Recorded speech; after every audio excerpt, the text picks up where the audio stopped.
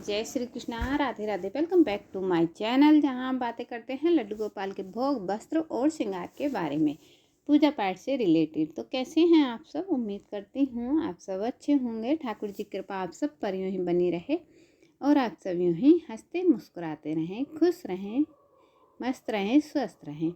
अगर आप लोगों को वीडियो हमारी पसंद आ रही है, अच्छी जानकारी पसंद आ रही है, तो चैनल को सब्सक्राइब कर लें बेल आइकन के साथ, और वीडियो को लाइक करें, कमेंट करें और ज़्यादा से ज़्यादा शेयर करें, ताकि अच्छी अच्छी जानकारी सभी को प्राप्त होती रहे। तो आज की वीडियो में लेके आई हूँ आज की वीडियो में लेके आई हूँ छठ पूजा से रिलेटेड, कि कब है छठ पूजा, मतलब कब है छठ महापर्व। अब मैं बताऊँगी आपको नहाय खाए, सूर्य पूजन और अर्घ्य की तिथि और शुभ मुहूर्त की संपूर्ण जानकारी दूंगी, आपको साथ शेयर करूंगी। तो चलिए शुरू करती हूँ मैं वीडियो। तो देखिए, आस्था है कि महापर्व छठ पूजा हर साल कार्तिक मास के शुक्ल पक्ष की षष्ठी तिथि को मनाया जाता है। छठ पूजा बिहार और झारखंड के निवासियों का प्रमुख त्योहार है, उधर ज़्यादा ही मनाया जाता है, लेकिन इसका उत्सव जो है पूरे उत्तर भारत में भी देखने को मिलता है। सूर्य देव की उपासना के लिए छठ पूजा पर्व को प्रकृति प्रेम और प्रकृति पूजा का सबसे बड़ा उदाहरण भी माना जाता है। छठ महापर्व का 4 दिवसीय अनुष्ठान नहाय खाए के साथ शुरू होता है। नहाय खाए के अगले दिन उपवास रख व्रती खरना पूजन करती हैं। इसके अगले दिन भगवान भास्कर को पहला अर्घ्य शाम को दिया जाता है। छठ के अंतिम दिन प्रातः काल उदयमान सूर्य को अर्घ्य दिया जाता है। इसके साथ ही 4 दिवसीय अनुष्ठान पूरा हो जाता है। इस साल छठ पूजा जो है, छठ पूजा की सही डेट मैं आपको बताने जा रही हूँ। नहाय खाए के साथ शुरू होने वाला छठ पूजा का पहला दिन 8 नवंबर 2021 को है, यानी कि आज है। और छठ का दूसरा दिन खरना 9 नवंबर को है। छठ पूजा में खरना का विशेष महत्व होता है। इस दिन व्रत रखा जाता है और रात में खीर का प्रसाद ग्रहण किया जाता है। छठ का तीसरा दिन छठ पूजा का संध्या अर्घ्य 10 नवंबर 2021 दिन बुधवार को षष्ठी तिथि 9 नवंबर 2021 को शुरू होकर 10 नवंबर 8:25 पर समाप्त होगी। अब हम आपके साथ करते हैं थोड़ी सी पूजा विधि शेयर। तो चलिए, छठ पूजा की शुरुआत छठी तिथि के 2 दिन पूर्व चतुर्थी से ही हो जाती है, जो आज है। आज चतुर्थी तिथि को नहाय खाए मनाई जा रही है। नहाय खाए के दिन लोग घर की साफ सफाई और पवित्र करके पूरे दिन सात्विक आहार लेते हैं। इसके बाद पंचमी तिथि को खरना शुरू होता है, जिसमें व्रती को दिन में व्रत करके शाम को सात्विक आहार जैसे गुड़ की खीर या कद्दू की खीर आदि लेना होता है। पंचमी को खरना के साथ लोहड़ा भी होता है, जो सात्विक आहार से जुड़ा है। छठ पूजा के दिन छठी को व्रती को निर्जला व्रत रखना होता है। ये व्रत खरना के दिन शाम से शुरू होता है। छठ यानी षष्ठी तिथि के दिन शाम को डूबते सूर्य को अर्घ्य देकर अगले दिन सप्तमी को सुबह उगते सूर्य का इंतजार करना होता है। सप्तमी को उगते सूर्य को अर्घ्य देने के साथ ही करीब 36 घंटे चलने वाला निर्जला व्रत समाप्त होता है।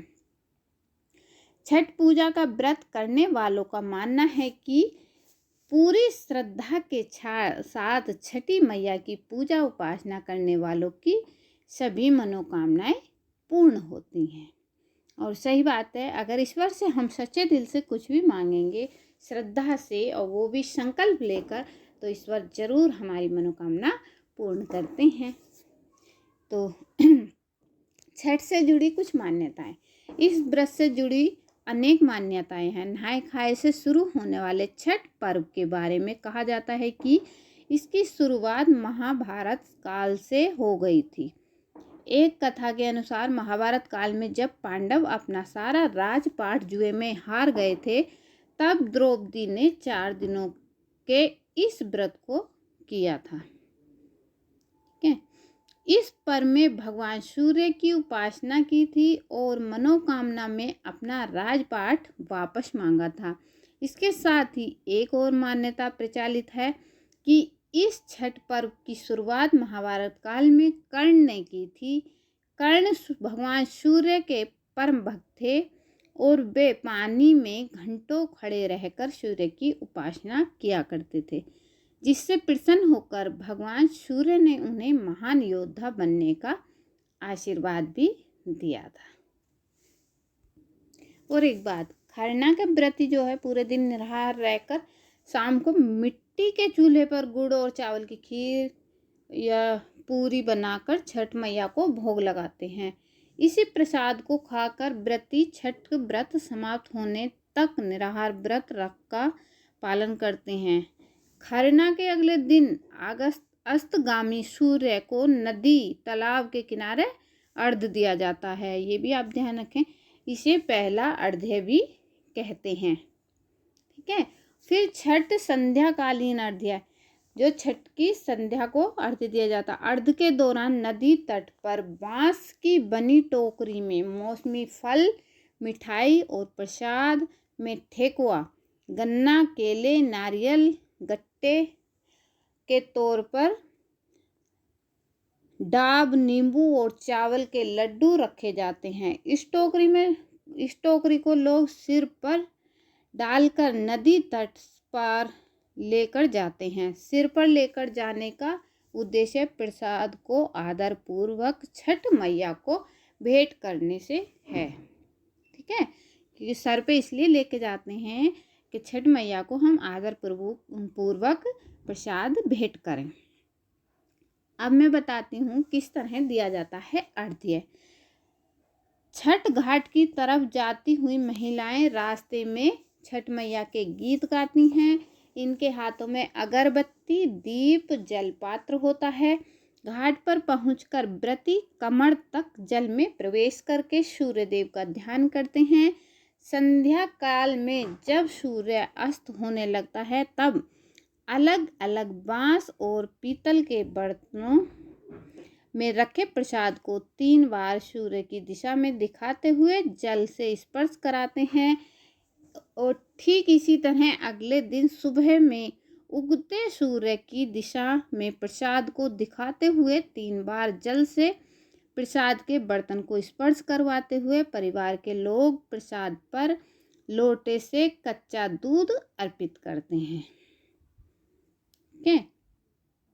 छठ मैया की पूजा से पहले लीजिए कुछ इन चीज़ों का इंतजाम कर लीजिए। जैसे कि पूजन समाप्त होने के बाद व्रती घाट के ऊपर आकर छठ मैया की कथा सुनते हैं और पानी में भिगोए हुए केराव को प्रसाद के तौर पर बांटते हैं। इसके बाद पवित्र वस्त्र धारण करके व्रती घर लौटते हैं और भोजन ग्रहण करते हैं। पूजा होने के बाद छठ घाट पर लोगों को प्रसाद बांटने की भी परंपरा है।